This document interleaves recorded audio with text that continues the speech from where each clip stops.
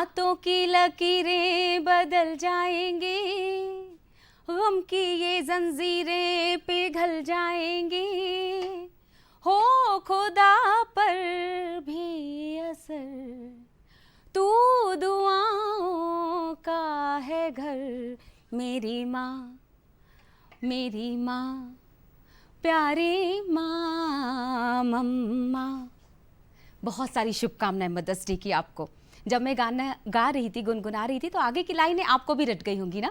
Mother's day विशेष दूरदर्शन की इस प्रस्तुति में आप सभी का स्वागत है। आप देख रहे हैं ये है नारी शक्ति, और कार्यक्रम में ऐसी ही खूबसूरत पंक्तियां हमारे आज कार्यक्रम का विषय है। और पंक्तियां हैं कि ममता की गहरी झील है माँ, ममता की गहरी झील है माँ, और खुदा का दूसरा रूप है माँ। ऐसी ही माँ आज हमारे साथ अपनी बेटी के साथ स्टूडियो में मौजूद हैं। इनके बारे में कहा जाता है कि जो पुरुष प्रधान क्षेत्र है ना, जो विभाग है, उस विभाग में इनके नाम का डंका बजता है। कभी इन्हें दबंग लेडी कहा जाता है, तो इनको चुपके से विभाग में डॉन के नाम से भी पुकारा जाता है। जो नए नए लोग यहाँ आते हैं वो शायद इनके नाम से वाकिफ ना भी हों, लेकिन जो लोग यहाँ रहते हैं वो उनके नाम से कांप जाते हैं। मैं बात कर रही हूँ एसीपी कोतवाली भोपाल बिट्टू शर्मा की, जो आज स्टूडियो में विशेष रूप से मौजूद है हमारे लिए, आपके लिए, अपनी बेटी पवित्रा के साथ। तो चलिए स्वागत करते हैं और बातों का सिलसिला शुरू करते हैं। बहुत बहुत स्वागत है पवित्रा, बिट्टू मैम, आप दोनों का, और बहुत सारी शुभकामनाएं मदर्स डे की। आज जो विशेष दिन है, उस विशेष दिन में आप नेशनल इंटरनेशनल गोल्ड मेडलिस्ट हैं, और पवित्रा के बारे में भी दर्शकों को पहले बता देते हैं, फिर हम इस बातचीत को आगे बढ़ाएंगे। ये कुराश और जूडो में नेशनल मेडलिस्ट हैं, जूडो प्लेयर हैं, तो दोनों ही माँ बेटी लड़ाकू विमान हैं। बिट्टू मैम, क्या कहना चाहेंगी? सबसे पहले तो चूंकि मदर्स डे, तो एक अलग भूमिका को हम जीने वाले हैं आज इस 25 मिनट। बस एक छोटी सी बात बोलना चाहती हूँ कि जैसे आपने शुरू में विभाग के लिए बोला कि पुरुष प्रधान विभाग है, पुरुष प्रधान देश भी है। बिल्कुल सही। और अंतरिक्ष पे चली जाए, चाहे पत्ताल में चली जाए, महिला का जो दर्जा, जो ऐसे पुरुष हैं जिनकी निगाहों में महिला एक गृहिणी रहती है, या महिला एक, मैं नहीं बोलना चाहती उस चीज़ को कि एक महिला महिला है और वो घर ही संभाल सकती है, उनके लिए एक मैसेज देना चाहती हूँ, उन महिला के लिए एक मैसेज देना चाहती हूँ कि महिला कुछ भी कर सकती है, और बस ठान ले एक बार, बस एक बार ठान ले कि उसको करना है, तो उसके आगे जितने भी बैरियर हैं वो सब शून्य हो जाते हैं। बस ठान ले एक बार कि वो जान लेगी भाई वो महिला है, उसको करना है, वो माँ होके भी करेगी और पत्नी होके भी करेगी, बेटी होके भी करेगी।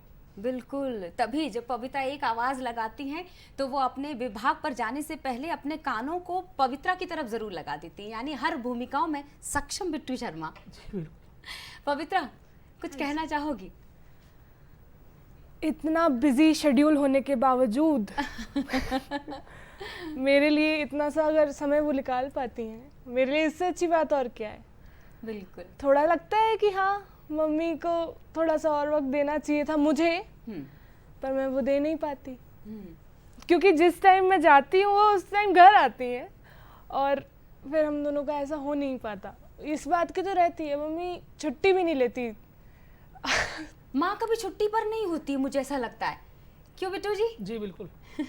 बिट्टू जी की माँ हाउसवाइफ रही हैं, पिता कृषक रहे हैं। शादी के बाद जब एक नए परिवार में आगमन हुआ, भटेले परिवार में, मैं पवित्रा का पूरा नाम बता देती हूँ, पवित्रा भटेले और बिट्टू शर्मा जी। तो जिस तरह से ये गाड़ी आगे बढ़ी, कई तरह की चुनौतियां सामने आई थी। उन चुनौतियों का सामना, जैसा कि आपने बताया कि हर भूमिका आसान नहीं होती, हर क्षेत्र आसान नहीं होता, पर खुद को सशक्त बनाए रखना ये मुश्किल होता है। तो कैसे खुद को, जब माँ के रूप में खुद को सोचती होंगी, जब आपको लगता होगा कि, मुझे अच्छी तरह याद है एक वाकया का आपने जिक्र किया था एक इंटरव्यू में, कि जिस वक्त पवित्रा की तबीयत खराब थी लेकिन आपको उसी वक्त फील्ड पर जाना था, तो आपने किस तरह से अपने मन को पक्का किया, एक प्यारी सी माथे पर माँ की तरह, जो हर माँ अपने बच्चे को एक प्यार देती है माथे पर, वो देकर, और अब तुरंत फील्ड में निकल गई थी। आपके आंखों का पानी और मेरी लड़खड़ाती जबान, शायद दर्शक उस भावना को समझ पा रहे होंगे। एक्चुअली क्या हुआ, स्पोर्ट्स में थी, इंटरनेशनल प्लेयर थी, एक हिस्ट्री कायम की है मध्य प्रदेश पुलिस के अंदर, जो आज भी एक हिस्ट्री बुक में लिखी जाती है कि इतने नेशनल गोल्ड, इतने इंटरनेशनल मेडल, और विक्रम अवार्ड, विश्वामित्र अवार्ड, और साई से मुझे बहुत स्पेशल अवार्ड मिले जो कैश अवार्ड्स थे। उसके बाद स्पोर्ट्स से पुलिस लाइन में, मतलब पुलिस फील्ड में आना, जो सीनियर्स ऑफिसर्स थे कि भाई स्पोर्ट्स की है, मतलब जो कोई डायरेक्ट भर्ती वाला आता है, हाँ, सब इंस्पेक्टर आए, डीएसपी आए या महिला कांस्टेबल आए या आईपीएस आए, हाँ, उनके ऊपर कुछ ऐसा नहीं रहता कि भाई वो किसी दूसरे फील्ड से आई हैं। हाँ, मेरे सोचा भी स्पोर्ट्स से आई हैं, पता नहीं कर भी पाएंगे नहीं कर पाएंगे, कैसा है क्या है या जो भी है। तो वो चीज़ मुझे साबित करने के लिए जब मैं एज ए टीआई मैंने फील्ड में आई, तो उसके बाद मैं 2-3 साल के लिए पीएचक्यू चली गई थी, क्योंकि उस टाइम पर पवित्रा बहुत छोटी थी। हाँ, और जब मैंने बैक एंट्री मारी 2018 में, तो बहुत सारी विस्परिंग चल रही थी कि भाई टीआईशिप अलग होती है, एक थाना होता है। अभी कमिश्नरी से पहले जो एसीपी पद है वो सीएसपी था, सेंटर मतलब सीएसपी पद था वो, हाँ, नगर पुलिस अधीक्षक के नाम से। हाँ, और इसको सीएसपी पद कैसे देंगे, भाई संभाल पाएगी नहीं संभाल पाएगी, 3 थाने कैसे देंगे। हाँ, तो मेरी एक सीनियर ऑफिसर हैं, वो मेरी एसपी भी रही हैं, मैं उनका नाम लेना चाहती हूँ यहाँ पर। जी, उस टाइम पे एडमिन में थे वो ADG ma'am Anuradha Shankar madam. तो उन्होंने ये बोला कि ठीक है कोई दिक्कत नहीं है, आप इसको फील्ड का मौका दो, अगर ये नहीं कर पाएगी तो हम इसे 1-2 महीने में बैक कर लेंगे। हाँ, ठीक है, मुझे पता लगा कि ऐसा हुआ है। मेरी पोस्टिंग फील्ड में हुई और उसके बाद जिस दिन पोस्टिंग हुई उसके 25 दिन बाद मुझे वहाँ से छोड़ा गया अच्छा, पीएचक्यू से, ये बोल के कि भाई तुम्हारा यहाँ पे बहुत अच्छा वर्क है, हाँ, तो ये सब कंप्लीट करके जाओ ठीक और है। फिर हम आपको छोड़ देंगे। हाँ, तो वह मैंने विदिन 15-20 डेज में कंप्लीट किया, हाँ, जबकि वो 3 महीने का वर्क था। हम्म, मतलब कॉन्फिडेंशियल था कि हाँ, वहाँ पर कांस्टेबल से लेकर आईपीएस सब इंस्पेक्टर डीएसपी के रिजल्ट बनते थे, तो वो मैंने बनाए और सब करा। और मैं 23 अप्रैल मैं फील्ड में आ गई। अच्छा, फिर भी मुझे 1 महीने तक फील्ड में पोस्टिंग नहीं दी गई, ऑफिस में रखा गया। मतलब वो एक खुद को साबित करने की चुनौती। हाँ, मतलब जो उस टाइम पे डीआई साहब थे वो मतलब बिलीव नहीं कर पा रहे थे, क्या था भगवान जानता है। तो मुझे 331 कांस्टेबल की वेरिफिकेशन के लिए इसका वेरिफिकेशन करो, तो उन्हें लगा कि ये 1 महीना ऐसे निकल जाएगा। हाँ, लेकिन वो वेरिफिकेशन के लिए जो मैंने टीम बनाई, हाँ, और वो वेरिफिकेशन मैंने 3 दिन में 4 दिन में कंप्लीट कर दिया। हाँ, तो वो शॉक्ड हो गए। हाँ, फिर एक राजनीतिक रोड शो हुआ था, हाँ, उसमें उन्होंने मेरी ड्यूटी एयरपोर्ट से लेकर कांग्रेस कार्यालय तक लगाई। करीबन ये जो डिस्टेंस है लगभग 12 से 15 किलोमीटर और का मुझे है। लगता है अगर मैं गलत नहीं हूँ उस वक्त पवित्रा काफी छोटी रही थी, जी, मतलब एक ये तरह 5-7 साल पुरानी बात बता रही हूँ मैं, 2017-18 की। बिल्कुल, मतलब उसी समय जो एक बोलते ना कि बच्ची के लिए शिक्षा का समय जो जी। शुरू होता है वहां पर कि स्कूल जा रही कि नहीं, प्रॉपर पेरेंट्स मीट में आपको साथ में जाना है और उस तरफ एक चुनौती आपको अपने आप को साबित करनी जी, की, बिल्कुल। बतौर माँ और बतौर पुलिसकर्मी। तो ये दोनों चीजें आप एक साथ उस समय कर रहे थे। जी मैम। यहाँ पर बीच में टोकते हुए मैं पवित्रा से एक सवाल करना चाहती हूँ। पवित्रा, अब तो हम बहुत बड़े हो गए हैं, कोई ऐसी याद आपको उस समय की, छोटे जिस दौर की ये बात बता रही हैं, उस समय कुछ चीज़ें ना, कुछ यादें दिमाग में इतने गहरे चली जाती हैं कि वो फिर हम कितने भी बड़े हो जाएं पर रह कर वो बात ज़रूर उठती है दिमाग में। कोई ऐसी एक बात जो माँ से जुड़ी हुई हो? काफ़ी सारी यादें, काफ़ी सारी यादें। ठीक है। लिटरली मतलब जब मम्मी का पोस्टिंग भी नहीं हुई थी, मतलब हाँ, 6 बजे सुबह उठना, मुझे उठाना, हाँ, स्कूल भेजना, स्कूल की बस छूट गई तो पीछे भाग रहे हैं। ओह, लिटरली मैम को फोन किया, हेलो स्कूल की बस कहाँ पहुंची, वहाँ पहुंचे, हाँ, आगे आगे तक, कभी कभी तो स्कूल तक छोड़ के आना पड़ा, अपनी गाड़ी से चलाती नहीं मैम को। हाँ, ये मम्मी। यही मम्मी। फिर आती थी घर, खाना भी नहीं खाना, हाँ, हाँ, कुछ तक नहीं, हाँ, बिल्कुल। सीधा रेडी होके चली जाती थी। चाय हाँ, का क्या, चाय तो कुछ कोई पूछता ही नहीं था घर में, पापा चले जाते थे घर में, हाँ, दादा दादी वो तो ऐसे थे, हाँ, उनसे भी गए थे।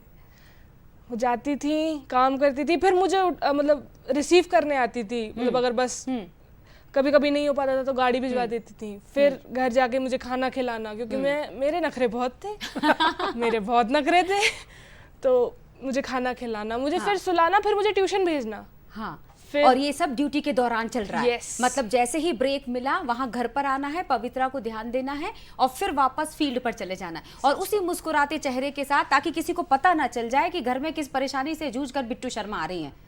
राइट? सच बात। जैसे नखरों की बात की, बीइंग मदर, आपको लगा होगा ना कि टिफिन में आज कुछ ऐसा बना देती हूँ जिससे पवित्रा खुश हो जाए, पर उतना समय नहीं मिला आपको।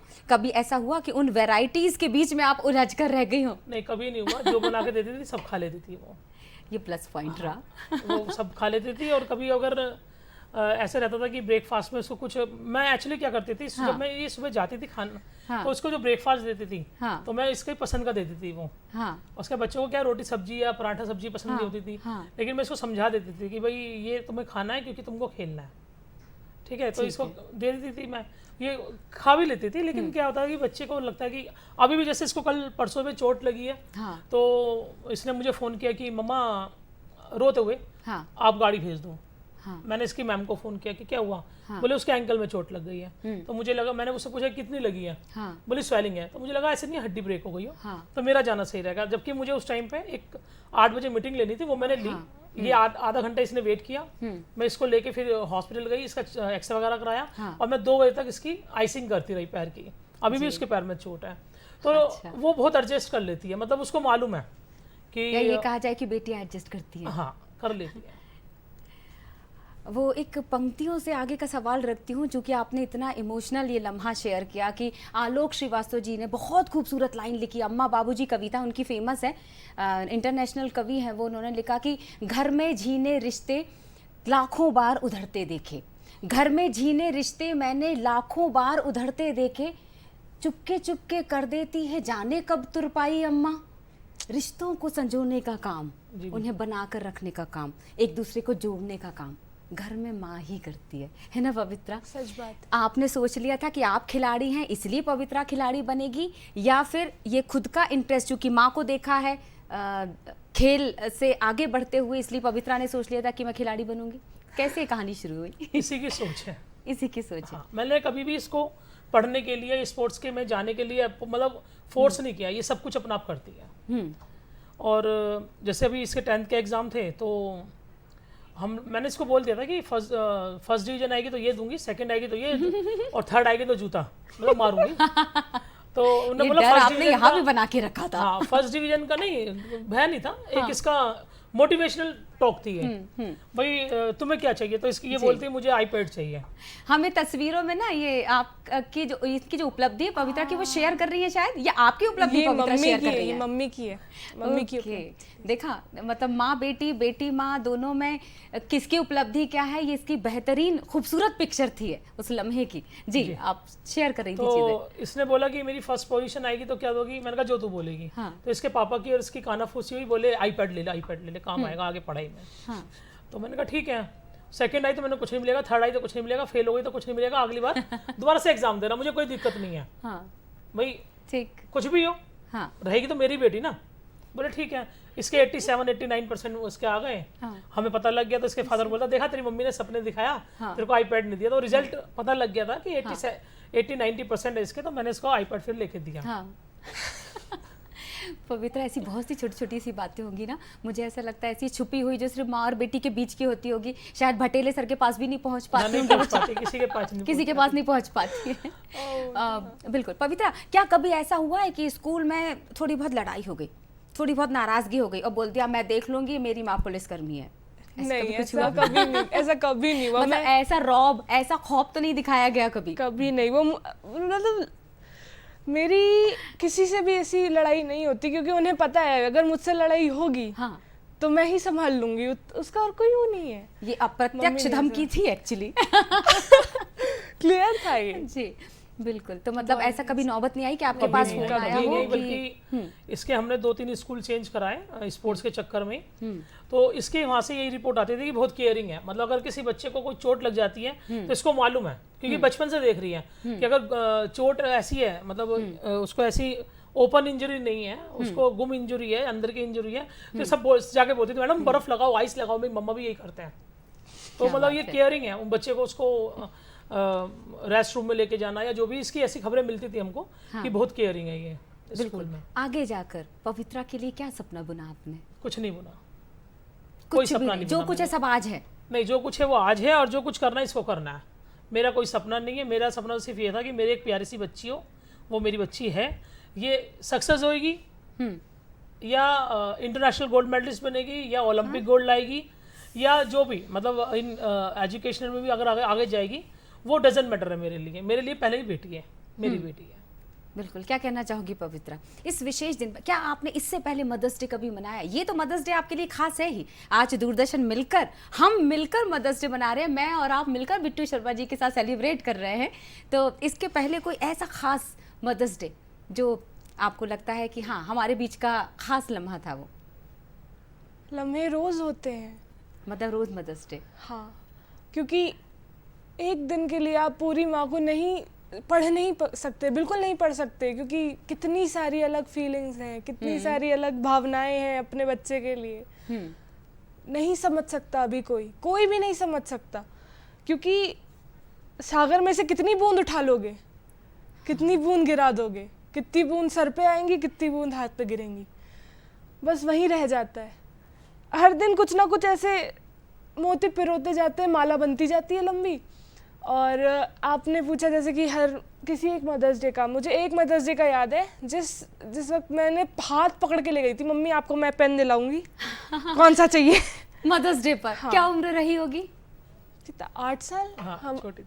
अच्छा, गैलरी में गए उधर। हाँ। हाँ मम्मी कौन सा पेन चाहिए? ये वाला चाहिए, ये मेरा सर वाला जो है ना, ये मैंने सर को गिफ्ट किया था, ये मुझे दे दे। हाँ मम्मी बोला अपने लिए ले लो, सर के वास्ते क्या ही है इधर अब। हाँ। उसको भी उन्होंने सिग्नेचर के लिए ही यूज़ किया, खुद की पर्सनल डायरी बनाना, जैसे खुद का कुछ भी नहीं है, वो सिर्फ काम काम काम। बचपन से सिर्फ काम करती हुई आई हैं, घर आती हैं खाना खाने के लिए, पर खाना बना के जाती हैं। सारी चीज़ें ऐसी उल्टी होती हैं कि क्या बताएं। ये जो बातें अभी कह रही हैं, जो ये जो साहित्यिक भाषा का भी इस्तेमाल किया, इतनी आपको अंदाज़ा था कि एक नेशनल प्लेयर जिसकी जो फील्ड ही अलग है, कलम से शायद कम लेना देना है। जितना मैंने पवित्रा से जब चर्चा की तो उन्होंने कहा कि नहीं मैं बहुत ज़्यादा पढ़ाकू नहीं हूँ, और वो इतनी खूबसूरत शब्दों की माला पिरो दी इन्होंने, जिस माला के पिरोने की बात की, सागर से मोती निकाल दिए। वो इसके खून में बटेले सर। हाँ, जो इसके फादर इन लॉ हैं, वो हैं, सॉरी ग्रैंडफादर हैं। हाँ। मेरे जो फादर इन लॉ हैं, हाँ। वो साहित्य के काफ़ी वो हैं, और वो हिंदी और संस्कृत के लेक्चरर रह चुके हैं। तो उनसे ग्रहण किया है इसने सब। बिल्कुल। पवित्रा, बिट्टू शर्मा जी को तो जब भी ये खाली होती हैं, एक कुछ राज की बातें हम भी खोलेंगे, ऐसा नहीं है कि बहुत सारे सभी के राज होते हैं। कुछ रिसर्च वर्क दूरदर्शन ने भी किया बिट्टू शर्मा जी पर। तो जिस तरह से इनको अकेले में गाना गाना पसंद है, इनको अगर आप यूनिफॉर्म में नहीं देखेंगे तो अगर किसी ओकेजन में, किसी इवेंट में देखेंगे तो इनके पैर थिरकते नजर आएंगे। मतलब देखिए आप तस्वीरों में देखिए इनका अलग रूप, कौन पहचान सकता है कि ये वही बिट्टू शर्मा है जो इस वक्त दूरदर्शन के इस विशेष प्रोग्राम में हमारे साथ बैठी हुई हैं। इतनी खूबसूरत बिट्टू शर्मा। बिट्टू शर्मा ये जो नाम है, इस नाम को लेकर भी काफ़ी बातें कही गई हैं। मैंने सुना है कि जब इस नाम को लेकर लोग आपसे पूछते हैं कि ये आपका असली नाम है या फिर आपका कोई प्रोफेशनल नाम भी है, तो फिर आप कहती हैं कि नहीं यही मेरा नाम है, यही मेरी आइडेंटिटी है। बिट्टू कैसे? बस बचपन में नाम पड़ गया बिट्टू। हाँ। फिर जब बड़े हुए तो 10th क्लास में थी तो मैं गई, मैंने कहा मैम मेरा नाम चेंज कर दो, बिट्टू बिट्टू मतलब। तो मेरी टीचर ने बोला हाँ कि तुमको पता नहीं है बिट्टू क्या है, और अभी तुमको पता भी नहीं लगेगा, शायद जब तक मैं डेथ हो जाऊंगी और तुम उन ऊंचाइयों को छू लोगी। मतलब मुझे सच में बताऊं, मुझे मैडम का नाम भी याद नहीं है अभी। हाँ। तो बोले मेरी क्लास में कोई कमला, कोई ललिता, कोई कविता, कोई प्रियंका, कोई कुछ, बोले बिट्टू भी होनी चाहिए। बोले तुम बिट्टू हो, और बिट्टू मतलब बिट्टू जो होता रहता है वो निकनेम रहता है बच्चों का। मेरा भी निकनेम था। फिर वो ऐसे मेरा फिर प्रोफेशनल नेम भी बन गया। मतलब स्कूल से होते हुए ये नाम इतना आगे तक बढ़ गया कि जो आपका प्रोफेशन है वहां पर भी बिट्टू चलता है। जी बिल्कुल। मतलब बड़े से बड़े अधिकारी, जब एक मीटिंग चल रही होती, मुझे अच्छी तरह याद है आप कहीं पर ये चीज़ बयां कर रही थी और मैंने सुन लिया उसको, कि आप बोल रही थी कि बहुत मज़ेदार वो किस्सा होता है जब बहुत गहरी मीटिंग चल रही है, कहीं पर किसी मुद्दे पर चर्चा चल रही है, सब अधिकारी इंस्ट्रक्शन दे रहे हैं ये करना वो करना, और पीछे से एक आवाज़ लगाई जाती है, अरे बिट्टू। जी तो माहौल ही बदल जाता है उसका। मतलब कितनी भी संगीन, कितने भी संदिग्ध परिस्थितियों पर चर्चा हो रही हो, कितने भी टेंशन चल रही हो, वरिष्ठ अधिकारी जो पहले जिनके साथ काम किया हूँ, वो तो बिट्टू के अलावा, बिट्टू अकेला कभी बोला ही नहीं, मतलब बेटा। तो मतलब मुझे ऐसा लगता था कि हाँ मतलब कोई बड़ा अपने सर के ऊपर है। हाँ। और भले ही मैं उनसे एज में 1-2 साल बड़ी हूँ, लेकिन जो बेटा बोल मतलब बिट्टू मतलब बिट्टू। मैं बिट्टू का कोई मीनिंग नहीं होता, लेकिन बिट्टू जो होता है वो प्यारा होता है, अच्छा होता है, बढ़िया होता है, और दिल से जिसका नाम लिया जाता है, प्यार से जिसका नाम लिया जाता है, उसको बिट्टू बोलते हैं। तो मीटिंग में भी बिट्टू बेटा, ये देख लेना, ये कर लेना। मैंने कहा जी सर। तो जब अपराधियों के बीच में, आप, मुझे अच्छी तरह याद है वो किस्सा जिसकी वजह से बच्चा बच्चा बिट्टू शर्मा को जानने लग गया था, 34 अपराधियों वाला जो आपने भंडाफोड़ किया था जिस मुद्दे पर, जिसकी वजह से मैंने कहा ना कि प्रदेश भर में नाम, मुझे लगता है देश भर में, क्योंकि जी, देश अलग भर अलग में। देश के अलग पूरे अलग देश के। कोनों से आपने उन अपराधियों को पकड़ा था। वो एक चैलेंज था और उसी चैलेंज की वजह से आज भी आपका सिक्का चलता है। वो जैसे मैंने अभी स्टार्टिंग में आपने मुझसे पूछा था, हाँ तो मेरी पोस्टिंग हो गई, हाँ वापस आते हैं। पोस्टिंग हो गई, 1 मंथ मेरे को रखा गया, पोस्टिंग हो गई। उसके बाद फिर मैं CSP अयोध्या नगर बनी। वहाँ का ये मैटर है, Adesh Khamra 34 blind murder, serial killer Adesh Khamra को मैं और मेरे साथ एक हेड कांस्टेबल और 2 सिपाही थे, जो पूरा ये हमने किया। फिर भी बीच में जब हम लोगों ने इसका स्टार्टअप कर दिया था, तो बीच में हम लोगों ने, जो हमारे सीनियर्स SP साहब थे उस टाइम पे, राहुल लोधा साहब, तो उन्होंने मुझे चुना। मतलब मैं नहीं थी उस वक्त, और अधिकारियों के भी माइंड ऐसे थे कि भाई पता नहीं कर भी पाएगी नहीं कर पाएगी, बहुत सेंसिटिव वो था, हर जगह से डेड बॉडीज मिल रही थी। तो सर ने मुझे बुलाया और मुझे बोला कि हम ये प्लान कर रहे हैं और इसको लीड तुम करोगी। तो मुझे तो ऐसा लगा कि जैसे मेरे ऊपर मतलब भगवान की इतनी बड़ी मतलब भगवान ने दिया था। हाँ, मतलब पता नहीं क्या मिल गया मुझे कि इतने सीनियर CSPs, इतने सीनियर TI फील्ड में अभी मौजूद हैं, लेकिन राहुल सर जब SP थे उन्होंने मुझे चुना इस चीज के लिए। मतलब मेरी तो ठिकाना ही नहीं था कि भाई अब तो मैं सब हो जाएगा, कर दूंगी, मर जाऊं चाहे, लेकिन सब क्लियर करके जाऊंगी। वो उस टाइम का जो इंसिडेंट्स थे, वो तो मैं 3 महीने बाहर रही घर से, 3 महीने बाहर रही। फर्स्ट पोस्टिंग थी, पोस्टिंग के विदिन 3 मंथ के अंदर मैंने इंडिया के सबसे बड़ा जो ब्लाइंड मर्डर्स थे, 34 ब्लाइंड मर्डर जैसे आप बता रहे हैं, वो मैंने ओपन किए। उस बीच में जो ट्रेजेडी हुई, उस बीच में जो मैंने फर्स्ट टाइम से बाहर निकली, बुलबुल, पवित्रा का नाम निकनेम बुलबुल है, इसको भी नहीं पता रहता था, मेरे हस्बैंड को भी नहीं पता रहता था, मम्मी पापा को भी पता नहीं रहता था कि मैं कौन से शहर में जा रही हूँ, क्योंकि सब कॉन्फिडेंशियल होता था। ये मुझे फोन करते थे, अब कहाँ हो। इससे ना एक सवाल और जुड़ता है कि अब की स्थिति में, अब पवित्रा की माँ, बुलबुल की माँ होने के नाते, अब आपको लगता है कि बेटियों की सुरक्षा बहुत महत्वपूर्ण है। जिस तरह से हम अपराधों का ग्राफ देख रहे हैं, या जिस तरह से हम स्थितियाँ देख रहे हैं, पल पल बदल रही हैं स्थितियाँ, कभी अच्छी होती, सुखद होती हैं, तो कभी विचारों में डाल देती है कि क्या ऐसा भी अभी भी हो रहा है। तो आपको लगता है कि अभी भी बेटियों के लिए, जब आप फील्ड पर होती हैं, तो सुनिश्चित होता है कि अगर बिट्टू शर्मा फील्ड पर हैं तो कोई भी बेटियां सुरक्षित नहीं रह सकती। जी बिल्कुल, मतलब मदद की जरूरत है तो मैं हमेशा खड़ी हूँ। क्या वो आप बीइंग मदर भी और फील्ड की माँ? फील्ड की माँ एक्चुअली क्या है, जब भी मुझे थोड़ा बहुत समय मिलता है, वैसे तो मिलता नहीं है, बच्ची के लिए नहीं मिलता, मैंने करीबन 6 से 8 हज़ार बच्चियों को सेल्फ डिफेंस सिखाया स्कूलों में, कॉलेजेस में जा जाके, फ्री ऑफ कॉस्ट, सिर्फ उनकी प्रिंसिपल से बात करके। तो ऐसे बहुत सारे स्कूल्स हैं, कॉलेजेस हैं, इवन मैंने मदरसों तक में ये बताया कि सेल्फ डिफेंस जो मुस्लिम समुदाय के मदरसे होते हैं ना, उसमें भी। और जैसे जिस अभी सब डिवीजन में मैं हूँ, वो बहुत टफ सब डिवीजन माना जाता है MP का, तो वहाँ पे भी मैं जो आउटरीच लेती हूँ महिलाओं से रिलेटेड या बच्चियों से रिलेटेड, अभी मैंने कुछ दिन पहले नूर महल पे भी लिया है, तो मैं मतलब आप सुनिश्चित कर देते कि हाँ भाई बेटियों घबराओ मत, ये माँ है। और उनको भी मोटिवेशन देना पड़ता है, उनको भी करना पड़ता है कि भाई वो डरे। एक खूबसूरत सा मैसेज, मुझे ऐसा लग रहा है हम बात करते चले जाएंगे और बिट्टू शर्मा के पास इतने अनुभव हैं कि हम सुनते चले जाएंगे और घड़ी के कांटे हम बिल्कुल नहीं देख पाएंगे, लेकिन समय संक्षिप्त होता है तो हम कोशिश ये करते हैं कि बहुत सारी बातचीत हो सके। एक खूबसूरत सा मैसेज जो इस मदर्स डे पर उन सभी माओं के लिए जो इस वक्त अपने परिवार के साथ और ऐसे ही एक बुलबुल के साथ बैठकर इस प्रोग्राम को देख रही होंगी। बस मैसेज देखो, हर माँ को मालूम है उसको उसके बच्चे के लिए क्या करना है, लेकिन मैं एज ए मदर मैं आपको सिर्फ इतना बोलना चाहती हूँ, भरोसा रखो अपने बच्चे पे, वो जैसा भी है, जो भी कर रहा है, उस पर भरोसा रखो, विश्वास रखो और उसको मोटिवेट करो हर चीज़ के लिए। उसको एक्चुअली क्या है, आजकल के मदर फादर जो है पढ़ाई पे प्रेशर करेंगे, खेल पे प्रेशर करेंगे, बच्चा हार जाता है तो उसके ऊपर प्रेशर करते हैं। नहीं, प्रेशर नहीं करो, उसकी खुद की ज़िंदगी है, उसको खुद को बनानी है। उसको मालूम है, आज के बच्चा जब इतना अवेयर हो गया, हमारे टाइम पे लैंडलाइन मोबाइल होते थे, फोन होते थे, सॉरी, और आप बच्चा पूरा सब कुछ कर रहा है, तो इट मीन्स ये कि वो जब पैदा हुआ है ना, वो हुआ ही ऐसे मतलब ऐसे देश में या ऐसे माहौल में पैदा हुआ है कि आधा साइंटिस्ट तो वो पेट से बन के निकला है। तो आप बच्चे पे बस भरोसा करें, विश्वास करें, उसको मोटिवेट करें। यही एक खूबसूरत सा मैसेज होगा। और एक खूबसूरत सा मैसेज को एक बहुत खूबसूरत सी लाइन पवित्रा ने तैयार की थी। हमारा डिस्कशन चल रहा था कि इस बार मदर्स डे पर पवित्रा दूरदर्शन के माध्यम से आपको खूबसूरत सी पंक्तियां डेडिकेट करेगी। पवित्रा रेडी? जाने से पहले चलिए। तू कितनी अच्छी है, तू कितनी भोली है, प्यारी प्यारी है ओ माँ,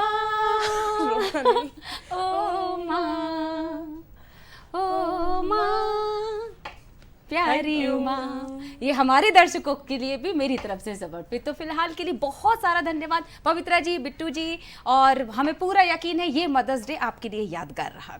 और कैसी लगी प्रतिक्रिया जरूर दीजिएगा। फिलहाल के लिए ये है नारी शक्ति इस कार्यक्रम में इतना ही। नमस्कार।